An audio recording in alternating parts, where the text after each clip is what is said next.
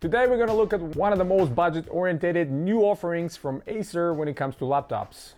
Hey guys, welcome back to Hardware Sense channel. My name is Ivan and today we're looking at the Acer Aspire 3.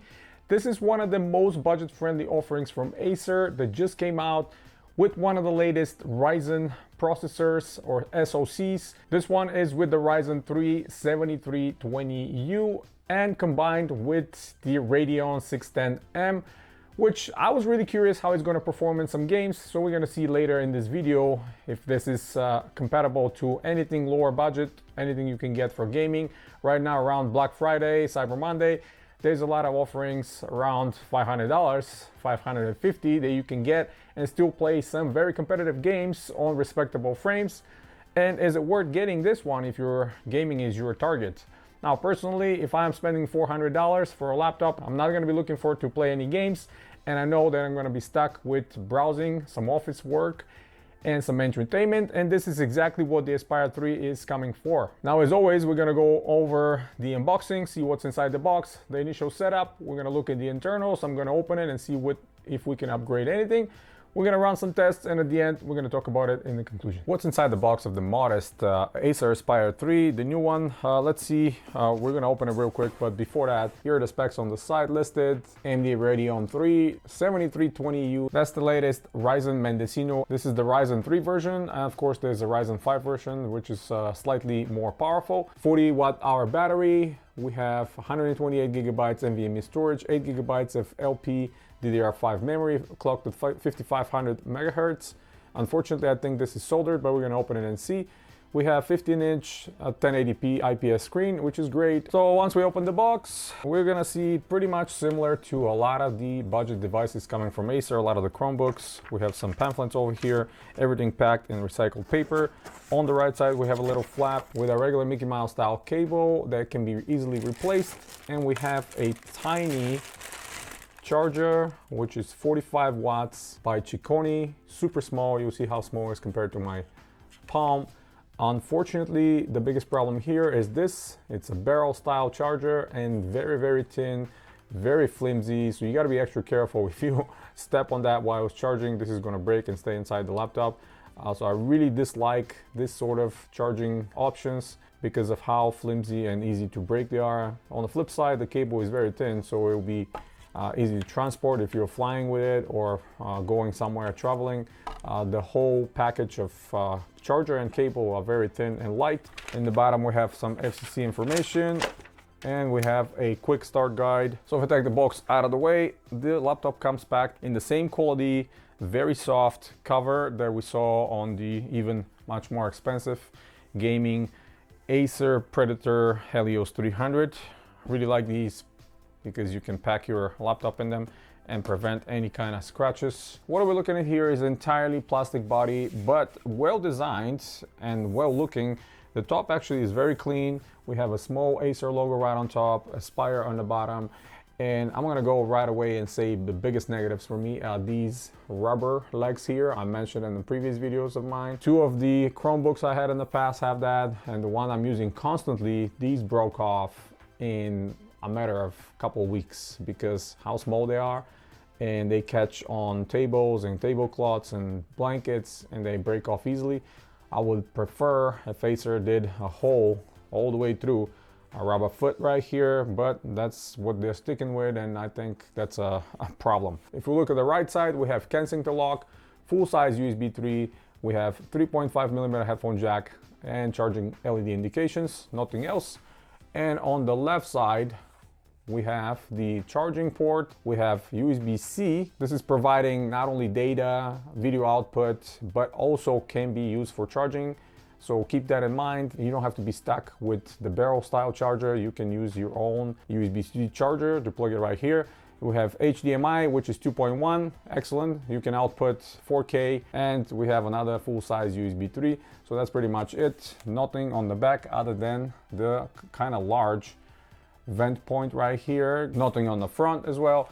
And if we look at the bottom, interesting kind of textured design on the bottom. We have two large rubber feet on the back side, two of the same size rubber feet on the front, speakers cutouts right on the front pointing towards you, and we have a large perforation on the back.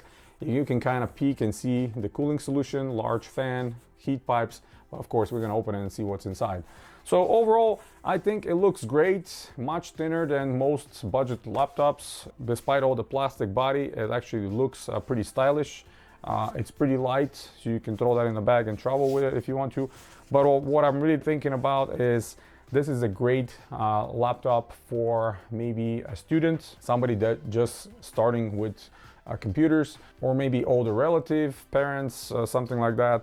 So you can replace and kind of bring them into the new age with these laptops. One hand opening is not possible because it's so light, the bottom lifts up. Once you open it, we have a matte 1080p screen right here, camera right on top, cover over the keyboard. Right away I can say very nice large touchpads, oversized, excellent to see. We have a sticker here for Radeon graphics and sticker on the left side. Faster data transfer with the LPDDR5, better image with low light conditions, Acer purified voice, something with the microphones, and we have USB 3.2, a full function Type-C connector, HDMI 2.1 like I mentioned. So excellent to see these in a super budget laptop at the price of $400. You'll be able to output from not only from the HDMI, but from the USB-C with full functions. Keyboard layout a little bit weird because we have the numeric pad kind of slim on the side, although I prefer to have it than not have it. That way you can use it easily here. Power button integrated with the keyboard, similar to what we saw on the Helios 300. Not a huge fan, but hey, it is what it is. That's what they decided to stick with. This one is not backlit. Of course, for $400, I would not be expecting it to see a backlit. We're looking at plastic top, plastic frame, everything is plastic. This specific one comes with Windows 11, and unfortunately this is what we're going to be seeing in the future. Windows 11 comes on board, Windows 11 Home in S mode, which you can disable very easily, of course. Now before I flip it around and open it, let's see if there's a charge. We're gonna try to turn it on. So there's some charge, it starts immediately, and after I went through the quick installation of Windows 11, we are in Windows. We have a little tiny enter right here. You'll see it on the numeric pad. And now if I boost the brightness to the top, I think this screen, just without even checking the parameters, I think it's about 250 to 300 nits. If we're indoors use, I think it's pretty bright. I don't see any problems with it at all. Now immediately, even without doing any kind of intensive work, I can hear the fan in a very quiet room. So keep that in mind. If fan noise bothers you, you're gonna have to stick out with this one. Obviously it's not on the level of gaming laptops, but it's audible. Out of the 128 gigabytes NVMe drive, we actually have 117 usable. Out of that, we have 77 gigabytes available, so not much. Make sure with this kind of a drive to kind of manage your files. So after removing all the bloatware, we have about 80 gigabytes of space. I quickly installed a few programs that I'm normally using, Afterburner, GPU-Z, CPU-Z, and hardware monitor. So I installed Fortnite to run some tests. You guys are gonna see them on screen. The game is playable, it's not unplayable, but you're gonna have to scale down to 720p out of 1080p, otherwise you're stuck around 30 frames with the lowest possible settings. So this GPU is nothing to really brag home about.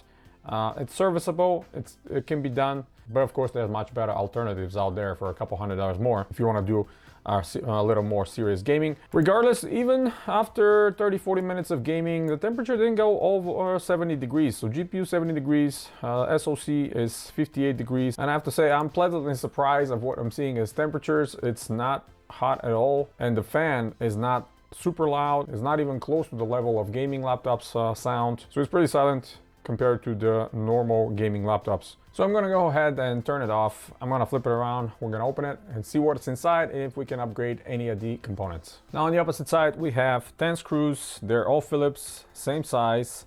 So don't have to worry about getting a different ones. This is the size of the screw. I'm gonna go ahead around and unscrew all of them and remove them. So after taking off the 11 screws, I have to say this is one of the hardest backplate to remove. I had to really work hard with some plastic tools, put my nails underneath, put some excessive force to a point where I thought it's gonna break off. But finally the lid came off.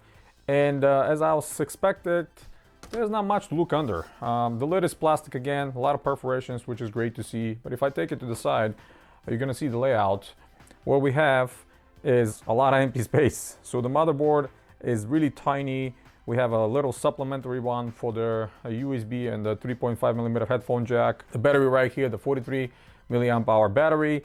We have the Wi-Fi. This is the only thing we can actually upgrade. Currently MediaTek Wi-Fi, but of course you can drop in any of the latest Intel AX211 or 210 Wi-Fi right here, put it in, and that's going to improve your connection significantly. And of course there's no memory to upgrade. The memory chips is soldered onto the motherboard. We have 8 gigabytes and we're stuck with it. So for a budget device that nobody is really gonna think about upgrading or opening up or tinkering around, I think it's okay. We have NVMe drive here, which is Samsung.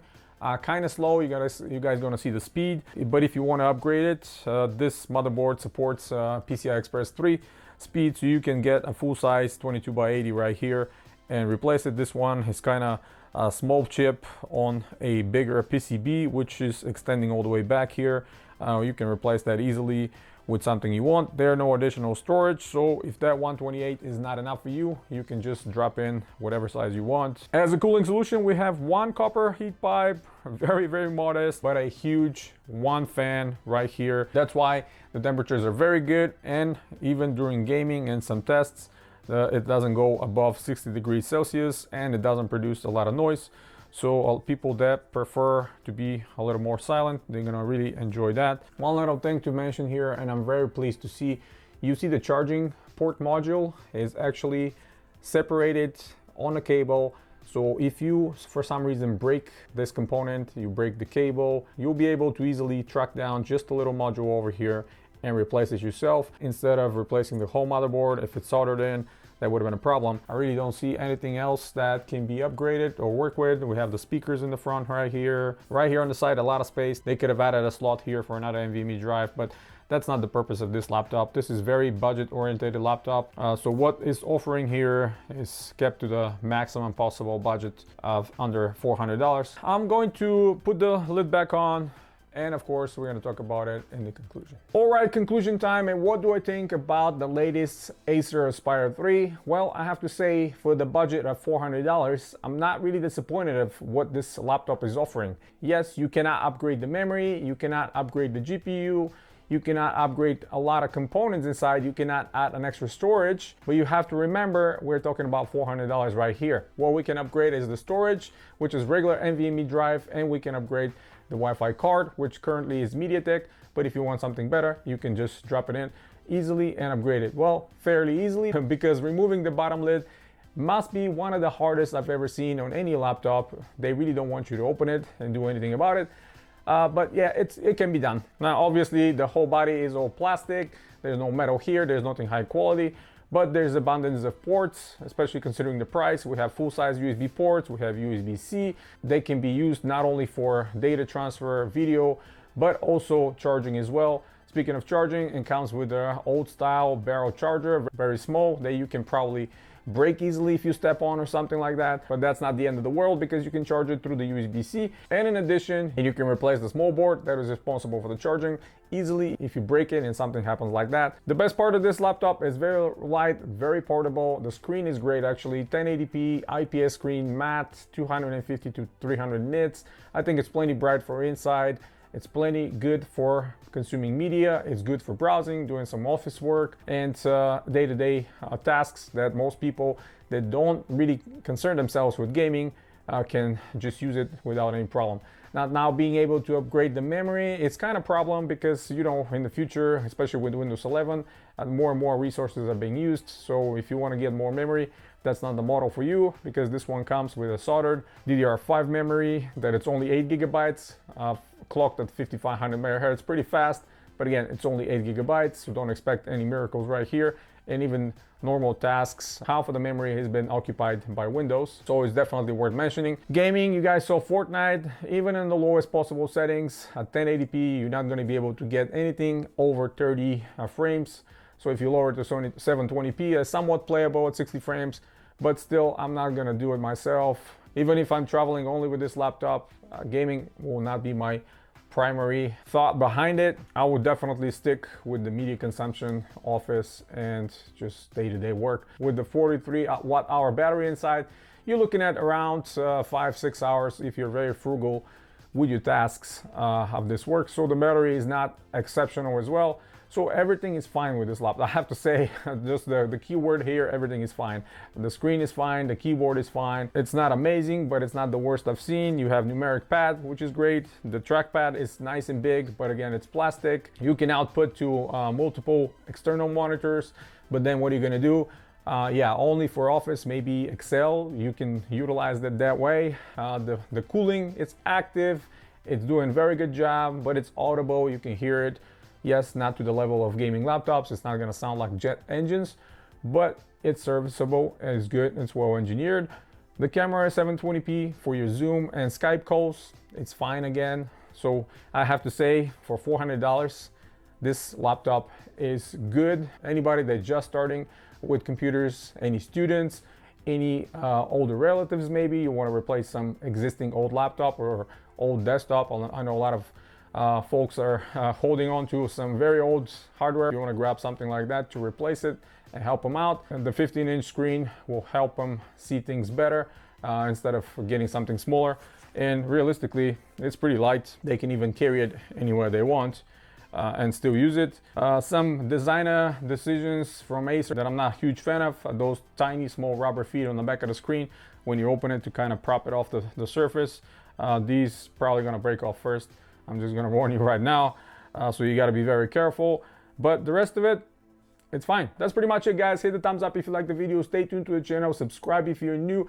Check out the link in the description below if you want to support the channel directly. Helps me tremendously to bring you videos like this regularly.